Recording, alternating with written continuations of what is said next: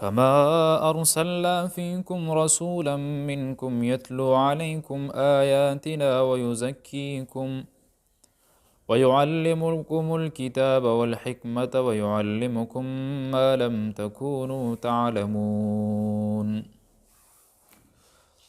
اللہ تعالیٰ نبی کریم صلی اللہ علیہ وآلہ وسلم تا ارشاد فرمائی وی دی خلکو ته ووایه وی چې څنګه ما ته رالیږلی چې دې ته دا پیغام ورسي او چې څنګه پیغمبر تاسو ته وایي دا قرآن تلاوت کو خپل د رب له طرف نه چې کمې نښې وي هغې درته ښکاره کړي ویزکیکم او تاسو یې د ګندګۍ نه پاک کړئ. بت پرستی وه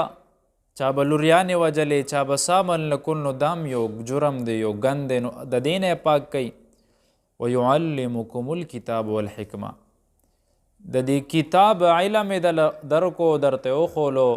حکمت چې کم دی کې دننه د اسرار پټې خبرې دي هغې درته ښکاره کړي. ویعلمکم ما لم تکونو تعلمون او هغه شیزونه یې درته وښول چې هغې نه تاسو واقفه نه وئ ناشنا وئ د هغې نه. په دې آیات کې د علم او د عمل د تکمیل د نعمت تذکره ده چې الله تعالی په آقای نامدار صلی الله علیه و آله وسلم باندې کم نعمتونه د علمیت تام کړي د هغې ذکر دی کې. د علم تذکره علم په دوه قسمه دی، یو ظاهري علم دی او یو علم چې دی نو هغې ته علم لدني وی. ظاهري علم خو چې دا مونږ کم زده کوو دا دی او علم لدني هغه د الله طرف نه پیغمبر ته ورکړی شوی دی او عام خلکو ته د سینې نه سینې ته منتقل کیږي چې کله دا صوفیا دي دا علما دا لوی لوی صوفیا نو هغې چې یو سړي ته کله په یو نظر باندې وګوري نو د خپلې سینې علم هغه ته منتقل کی. دا خاص خاص علمونه وي. روایت کې راځي حضرت ابوبکر صدیق رضی الله تعالی عنہ را حضرت حنظله رضی الله تعالی عنہ راغه ورته وی اے ابوبکر صدیق رضی الله تعالی عنہ وی ما کې خود منافقه علامت ته وی دا سویسا علامت ته وی چې نبی کریم صلی الله علیه و آله وسلم سره کینو چې کمې د جنت او د دوزخ خبرې راته کیږي وی داسې راته ښکاري چې بالکل زمونږ وړاندې دي. خو چې هلته نه پاسو وی ښځې سره دنیا مال دولت سره خپل محلاتو په خواهش کې انخلواره نه هیر شي. ابوبکر صدیق صاحب ورته وایي یاره دا کیفیت خودار سړي خو راځه حضور پاک لزو. چې کله نبی کریم صلی الله علیه و آله وسلم له لاړه حضور پاک ته دا خبره وکړه وی چې مونږ کې خو د منافقۍ هغه علامات پراته دي. حضور پاک ورته وایي وی که چرته داسې نه وه نو وی تاسو سره به فرشتو په لاره کې مصافحه کوله لاس به در سره ملاولو. دا خو د محفل اثر دا د علمیت اثر وي چې کم پیغمبر ته مخامخ کیني نو د هغې په سینه کې یو نور پیدا شي د علم او چې بهر لاړ شي اخو بیا بله خبره ده. یو ځل ابو هریره رضی الله تعالی عنه وایي ما حضور پاک نه چې کم علمونه حاصل کړو دوه قسمه علمونه مې حاصل کړو وی یو علم مې تاسو ته وښولو که دویم علم باره کې مې درته ووایي کیدی شي تاسو زما دا سر کټ کې. په بل روایت کې دې تشریح کیږي وی هغه دا وی چې حضور پاک فرمایل وی چې د شپېتو کالو نه پس ته به ظالمان راشي او وی د ځوانانو حکومت د وجې نه وی زه ډېر یریږم. نو علما لیکي چې د شپېتو کالو نه پس ته کم حکومت راغلی دی هغه د یزید ابن معاویه راغلی دی. نو د ظلم یو حکومت شروع شوی دی په هغه وخت کې. نو د دې وجې نه د علمیت لوی یو مقام دی. یو شاعر ډېر ښکلي اشعار وایي رزینا قسمت الجبار فینا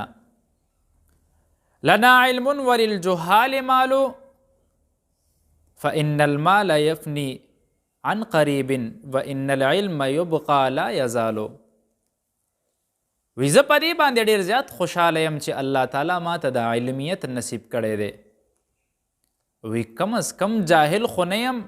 وی ځکه وی جاهلان نه الله تعالی علم نه ورکوي او وی د جاهلو ته ګوره وي دي مالونو پسې ګرځي وي دا خو ان قریب فنا کېدو والا د ختم بشي. خو علم داسې یو عجیبه نعمت دی چې د دې زوال کلم نه راځي. که علم که ته مړ شوي نو تا پسې به شاته د دومره شاګردان پیدا کړي چې د هغې زوال بني تر هغه قیامته پورې به دا یو سلسله روانوي. د ایمان د دولت نه پسته چې کم لوی دولت دی نو هغه د علم دی. حضرت آدم علیه السلام ته چې کله فرشتي مسجود چې سجده ورته وکړه نو هغه څه وجه وه؟ هغه ته د اسماو نومونه هغه له ورغه صفاتو نومونه هغه یې زده که. نو که چېرته د دې نه بل یو نعمت وی لوی نعمت وی د علم نه نو الله تعالی به د دې نه علاوه بل یو نعمت حضرت آدم علیه السلام له ورکړو. امام رازی رحمت الله علیه فرمایي وی الله تعالی حضرت آدم علیه السلام له د اسماو خول نو وی سوچ کوه چې د عام علماو ته الله تعالی د خپل صفاتو علم اخی نو الله تعالی ته خو څه ګرانه نه ده چې دی له به کم یو مقام ورکوي. یو طالب علم باره کې را دی چې کله طالب علم قرآن سبق لځي مدرسې ته ځي وی فرشتې هغې ته وزرې خورئ.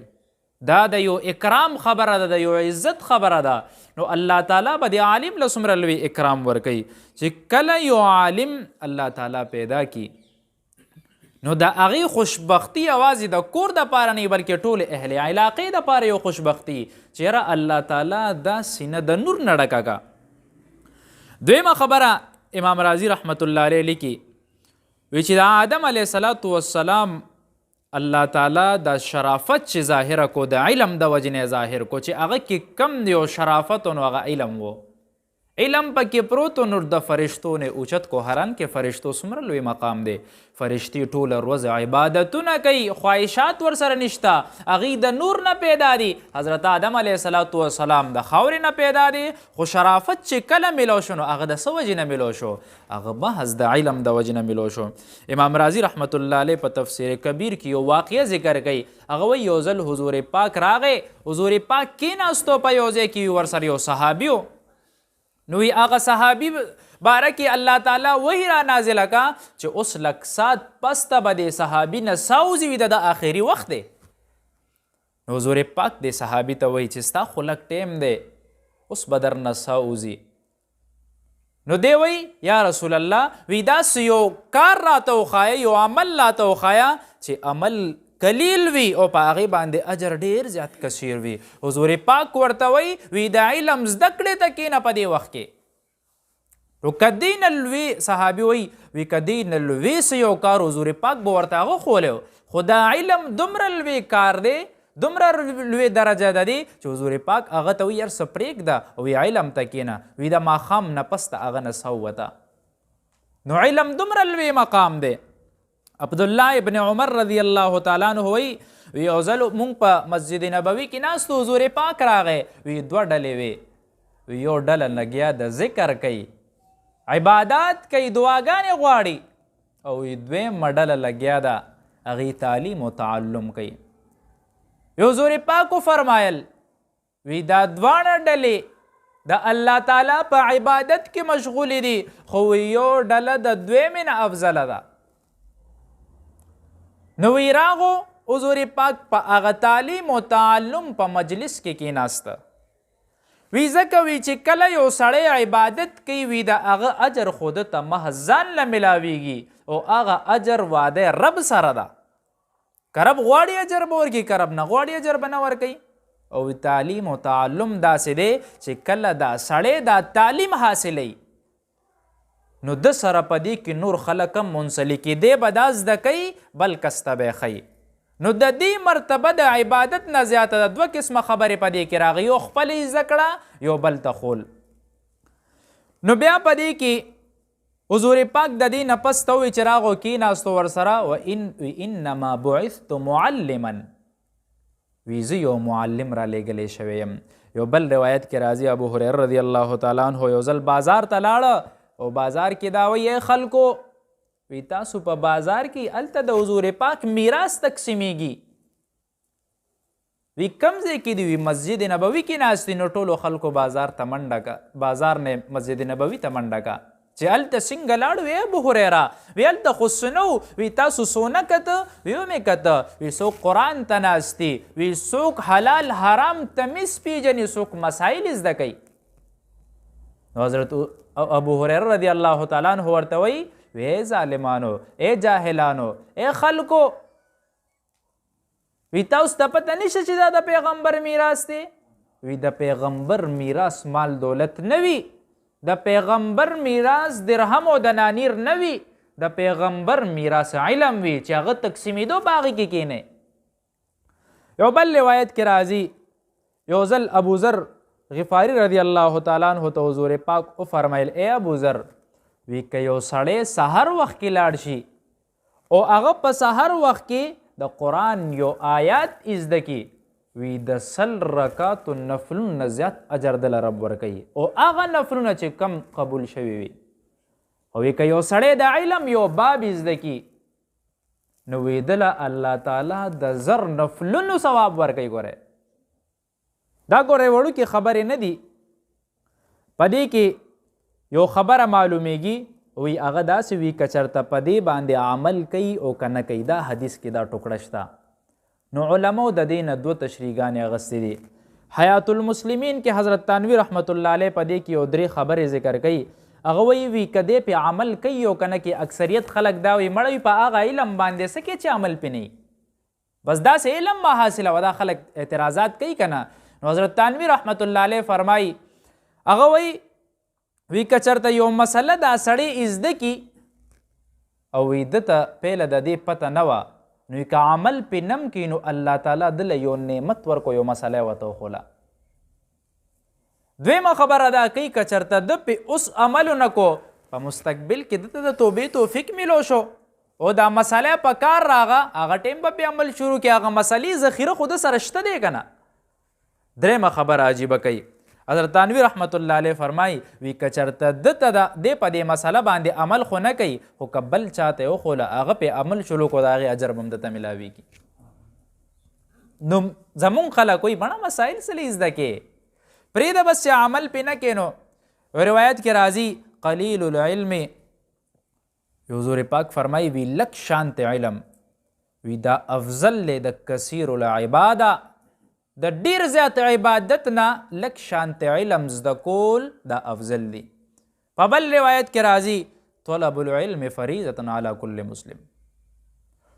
وی علم زده کول په هر یو مسلمان باندې د هغه کیټګرۍ پورې فرض دی چې کم فرضیت علم نه دا خو په ده باندې لازمه ده. حضرت علی رضی الله تعالی عنہ د دې آیات په تشریح کې وایي یا ایها الذین آمنوا قوا انفسکم واهلیکم نارا ای خلکو تاسو خپل او خپل اهل او عیال د اور نه بچ کې نو هغه فرمایي حضرت علی صاحب وی اور نه څنګه بچ کېږي وی دې ته دین زده کې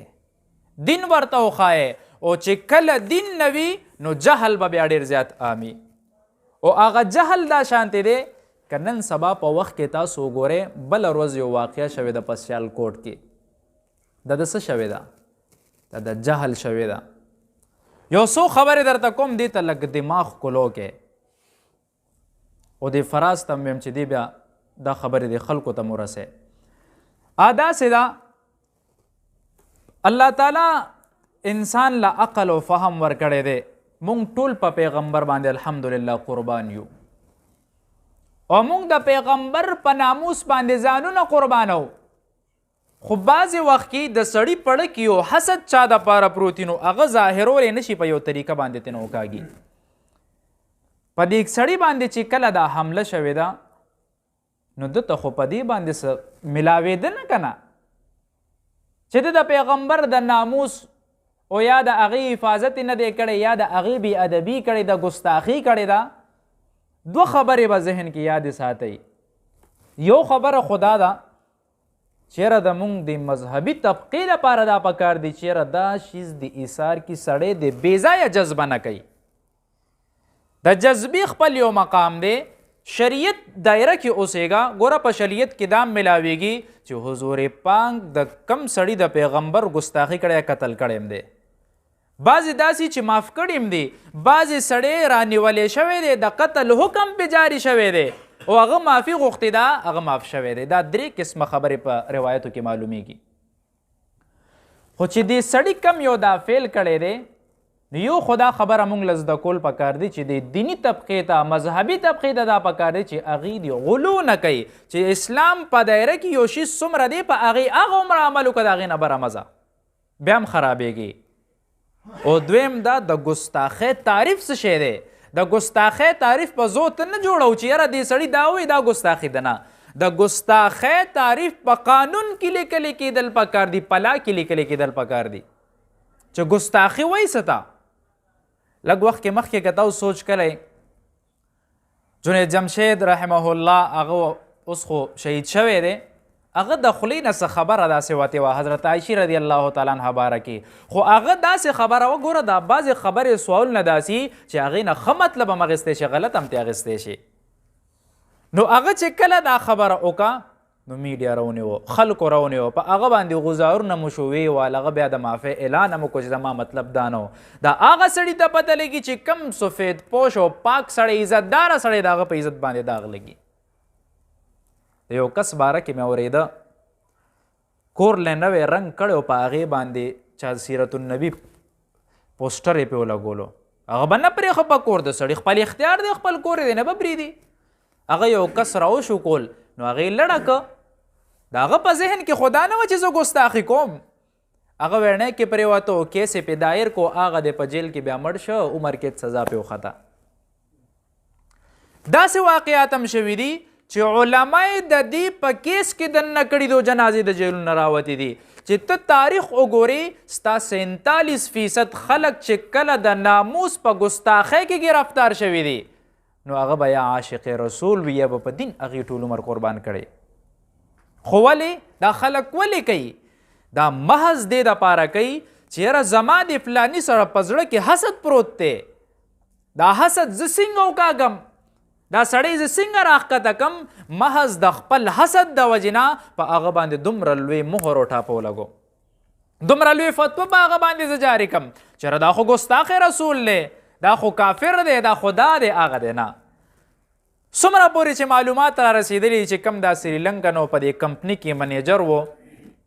نو ویدې ډېر زیات په ایماندارۍ سره د کار کولو، خلک به تې تنګ و، خلکو به غلاګانې کولې، د به منې کول. نو هغه دی چېرته سټیکر په دیوال لګولی دی، په هغې کې دا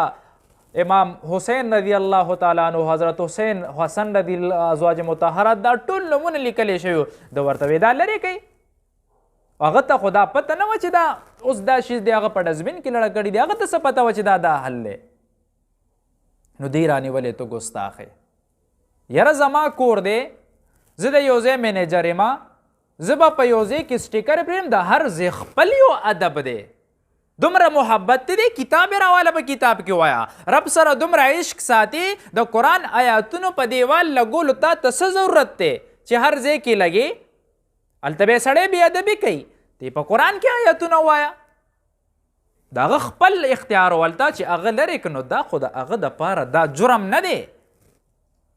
چې تو اوس هغه راټینګ کړې هغه کتلې او بیا تا له چا دا اختیار درکړی دی. ګوره د هر ځای دپاره د ادب دایره جدا ده. ګورئ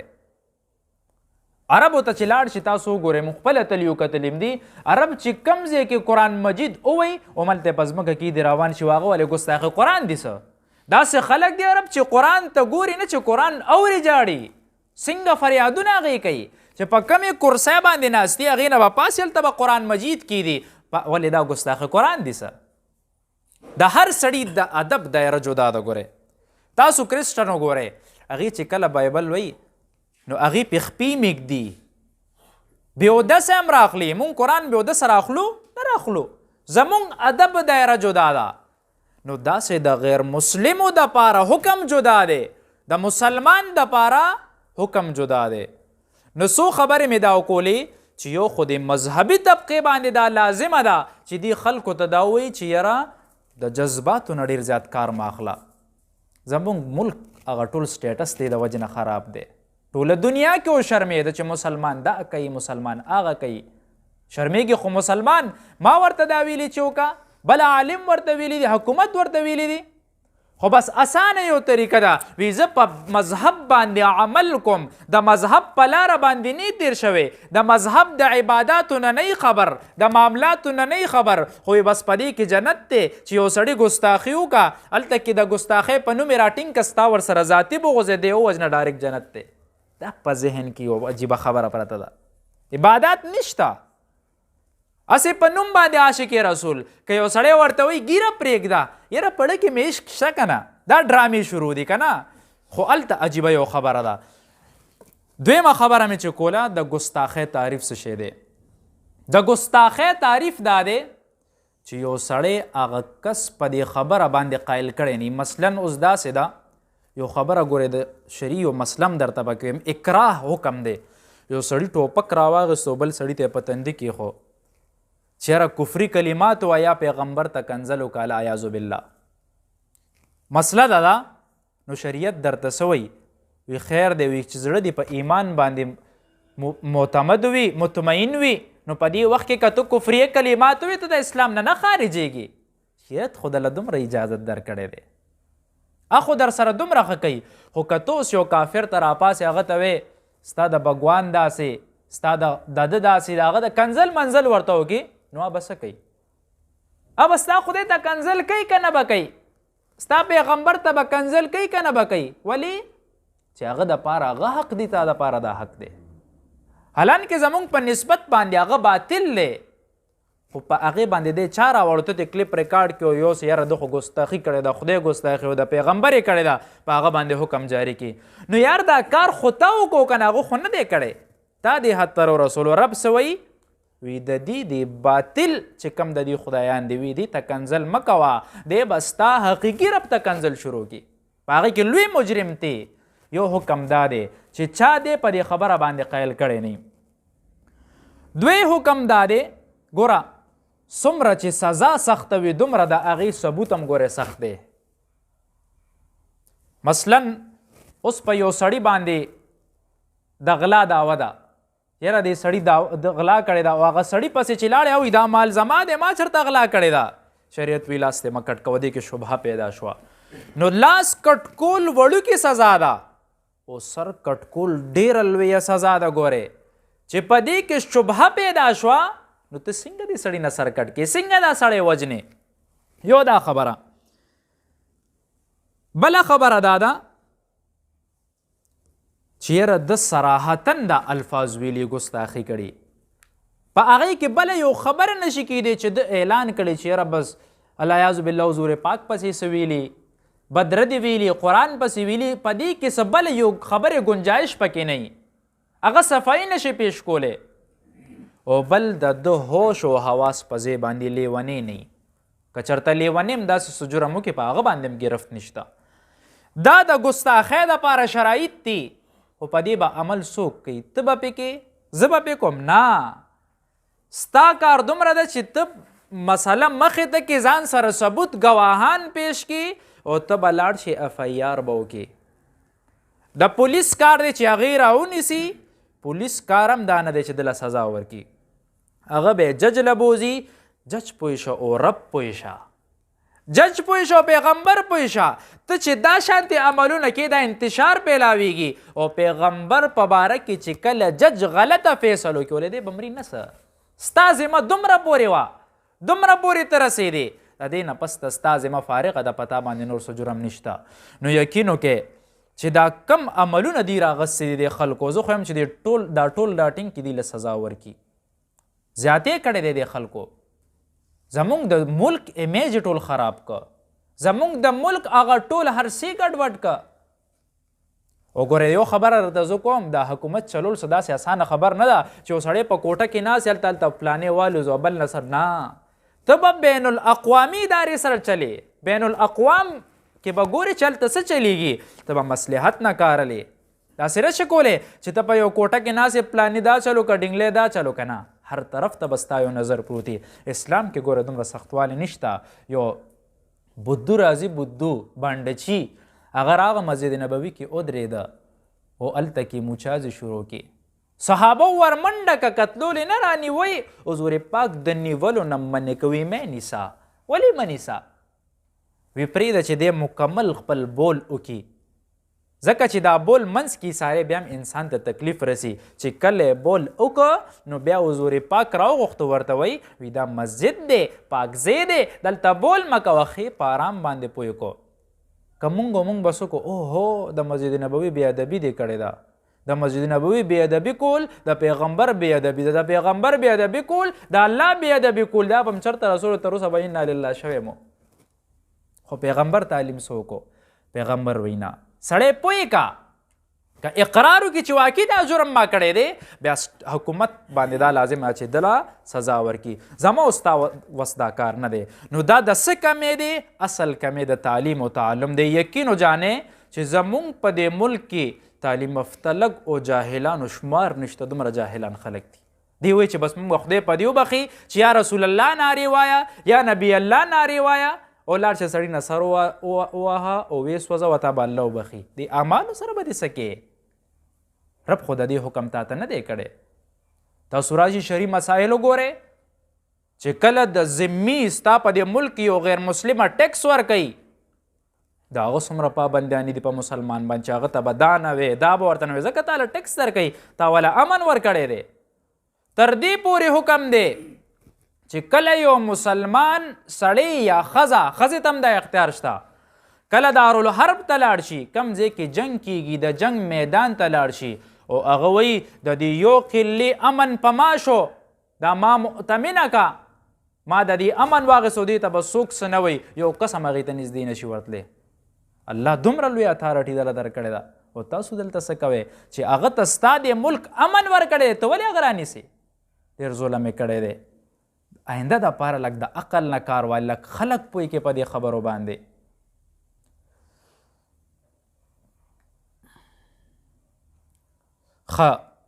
عجیبه عجیبه سوالونه خلک کوي. مور او زوی خپلو کې روان شوي دي، نو چې خلکو ورته فیصلې نه وي چې دا زوی دې واپس کور کې پرېږده، نو مور ورته وی تاسو خو انسانان راغلی، العیاذ بالله که اسمان نه د الله راکوشي زه به زوی نه معاف کوم. دې مور ته وی د اسلام نه خو خارجې کلمه دې دوباره وایو په دې استغفار وکړه. ډېر لوی خبرې دي یاره. دا بعضې خبرې زموږ د خولې نه وځي او بیا په چل باندې نه پوهېږو. اوټ چاله ورکو بس مونږ له راکوي نو اوټ چاله ورکي او شرعن د دې څه حکم دی، په یو څو خبرو باندې ځان پوه کوي. دا پیغام به وچلې ښه. ګورئ شریعت د هر څه یو دایره ایښې ده. تاله به لس امیدواران هم راځي، اته امیدواران به هم دله راځي، هغوی به تا ته خپل ځان پیش کوي چې یاره ما کې دا صلاحیت دی او ما دې دپاره ته قبول کا. ټیک شوه؟ نو ته به څه چل کې په دې وخت کې په تا باندې دا لازمه ده چې ته به هغه وګورې چې هغه په شریعت باندې پوری متقي وي، پرهیزګاره وي او هغه د معاملاتو نه، کردار نه، گفتار نه، اخلاقو نه ته واقفه یې، نو ته به دې سړي له اوټ ورکې. نو دا اوټ یو ستا د وجې نه دا امانت دی. عام خلک دا اعتراض کوي چې یاره دا سپینې جامې خلک ولې ودرېږي، د هغې په ذهن کې د دې دا کردار دی چې یاره په دې کې خو ټول مکر او فریب دی په دې کې، او په دې کې خو بس ټولې دوکې داکې دي. نو که دا دوکې داکې داسې روانې وي تر کومه پورې به یې ښه نه ده چې ښه سړي لاسته راشي؟ نو دا خو د دنیا یو حصه ده که نه، د شریعت یو حصه ده که نه. د شریعت حصه په دې ده چې امانت دی، نو امانت خو شرع کې داخل دی که نه. نو پتا دا امانت دی که کم یو سړی وایي زه اوټ نه ورکوم دی مجرم دی. رب تعالی د یو امانت اختیار درکړی دی، تی نه ورکې دام غلطه کې. یو شرط د امانت دی چې سړي کې دا شرط وي چې امین وي او که تا هغه له اوټ ورنکو ته خیانت دی وکړو. دویم شرط یې ووره، دویم شرط د اوټ چې کم دی هغه شهادت دی، ګواهي ده. تاله چې دا کسان ځان مخې ته راوړي او هغه درته وایي چې یاره زما باره کې ګواهي ورکه چې زه په دې سیټ باندې کینم، زه به د خلکو حق ادا کم. که ته صرف پارټي بازي کې، که ته صرف د خلکو د رشتې علاج ساتې او ته هغه له اوټ ورکې او تا ته پته ده چې د دې شهادت اهل نه دی، نو ته ګناهګار شوې. د دې حکم څه دی؟ ابوبکر صدیق رضی الله تعالی عنہ فرمایي وی یو ځل حضور پاک ناستو وی کبایر ګناهونه ذکر کول وی الا اخبرکم باکبر الکبائر وی لوی ګناهونه درته نه خیم ولنه یا رسول الله وی اشراک بالله الله سره شریک جوړول دویم حقوق الوالدین د والدینو نافرمانی نو ابوبکر صدیق صاحب وی حضور پاک ډډه داسې والی او راسیده شو په دې وخت کې وی قول الزور و شهادت الزور وی د دروغو گواهی ورکول او د دروغو گواهی کې ځان شاملول او بل ځای کې حکم راځي وی چې کله گواهی ورکې نو د څه نه پسته راځي وی د بت پرستۍ نه پسته دا خبره کوي وی چې ته گواهی ورکې او ته د دې حقدار وی آثم قلبو وی تا پړه کې ګناه وکړه نو دا تا سره یو امانت دی او یو شهادت دی گواهی به د دې ته ورکې دریم قسم دا دی دا تا سره سفارش دی ته د دې سړي سفارش کې دا ټول خلک تاله راغلی دي دې کې کم یو سړی داسې دی چې یاره په دې تاسو ټول د سفارش کې چې دی لاړ شي او د اسلام باندې کمې حملې کیږي یا زما د علاقې کم فنډ راځي دا سړی خوري نه خوري ښه سړی دی بد سړی دی نو ته د دې سفارش کې چې یاره موږ د ده نه مطمئن یو چې ده له مال راشي نو دی به مال نه ضایع کوي د ده په لاس کې عهده راشي دی به موږ خرڅوي نه نو دا سفارش شو څلورم نمبر وکالت دی وکالت داسې دی چې کله تاله دا ټول خلک راشي نو ته دا یو سړی په دې کې د خپل ځان وکیل کې چې د هغه کمه خبرې دا بس تاسو ټول خبرې خو یو خبره مې یاد وساته دا څلور شرایطو ته ګوره او الله حاضر ناظر ګڼه او بیا سړي له اوټ ورکوه که په دې ټولو کې دا شرایط وي یو کې وي دوو کې وي نو هغې له ورکې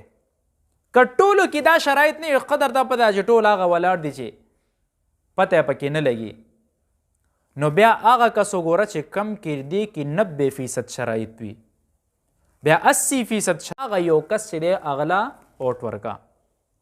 ګوره یو د انسان نفسي ګناه ده سړی چې کله نفسي ګناه وکړي د هغې عذاب به ده ته میلاویږي او یو ګناه هغه ده د انسان چې کله تو ګناه نه کې او تا پسې د هغه شمارلی کېږي چې دا سړی ستا پیسې وهي دا سړی تا سره خیانت کوي ستا دین په پارلیمنټ کې خرڅوي په دې کې تاسو ټول هغه سره شامل یې پته هم درته نه لګي چې څومره وانې دانې کېږي چې څومره جرمونه دا سړی کوي که په هغې عیاشانې کوي ستا د دې یو سټمپ د دې یو اوټ د وجې نه تاسو ټول په هغې کې مجرمین یې نو هغه سړي له اوټ ورکې چې کم سړی ستاسو په معیار باندې پوره خو زه خو به درته دویم چې مولا له ورکې ولې د مونځ اعتماد پکې که نه پکې 5 وخت یې مخکې کې که نه مخکې کې مونځ نه لوی حکم شته په قرآن کې څومره لوی حکم دی کله جنازه راشي نو یو کس ته مخکې شه مخکې کېږي د کلي خان دی چېرته مخکې کړی دی نه دی مخکې کړی خو بل څوک دی داسې مخکې کړي دي مولا مخکې کې چې ټوخی در باندې راغل نی هغه له ځان رسئ چې لږ دم خو را باندې واچوه یا چېرته څه فقهي مسله راغل نی ښځه د خولې نه هسې په زړه کې د طلاق نه تېر شوی چې بیا ملا ته په دروازه باندې ولاړې چې رړه کې مې طلاق تېر شوي دی ښځه خو رانتلې نه ده دې له مولیانو پسې ګرځې نو داسې مو که که نه دې کې هم په هغه اعتماد وکړه د اعتماد لایق دی مړه که نور څه نه غل به نه انشاءالله واخر دعوانا ان الحمدلله رب العالمین من الحمد لله رب العالمین والعاقبة للمتقین والصلاة والسلام على خیر البریة محمد وآله واصحابه اجمعین الہ العالمین ایمان نصیب کی الله څومره ګناهونه رانه شوي دي په نیک اجرونه راته نصیب کړي الہ العالمین هر قسم آفتونو مصیبتونو پریشانانو نه مو وساتې یا الله دا حاضره ډله ټوله د ایمان په نور منور کړي یا الله چا نه څه ګناهونه شوي تی ورته معاف کړي څه پریشانیانې دي تی حل کړي یا الله زموږ ملګري دي بهر دي دلته دي دعاګانو دپاره یې ویلي دي یا الله مشکلات ختم کړي یا الله کاروباري ترقیانې ورته ورنصیب کړي یا الله زموږ د مدرسې کم قرضونو بوجونه دي تی د صغیب نه ختم کړي الہ العالمین همونږ حضرت مفتی صاحب اوټونو ته ولاړ دی مفتی عرفان الله صاحب الہ العالمین ښه امین دی ښه امانتداره دی الہ العالمین کامیابي ورته ورکړي یا الله که په دې حقوقو باندې پوره یا الله ته ورته کامیابي ورکړي یا الله که د مخلوق د خدمت جذبه پکې الہ العالمین ته کامیاب کړي یا الله که هغه کې دا جذبات نی د ده نه نورو کې ښه وي الله هغې کامیاب کړي واخر دعوانا ان الحمدلله رب العالمین وصلی الله تبارک وتعالی علی خیر خلقه محمد وآله واصحابه اجمعین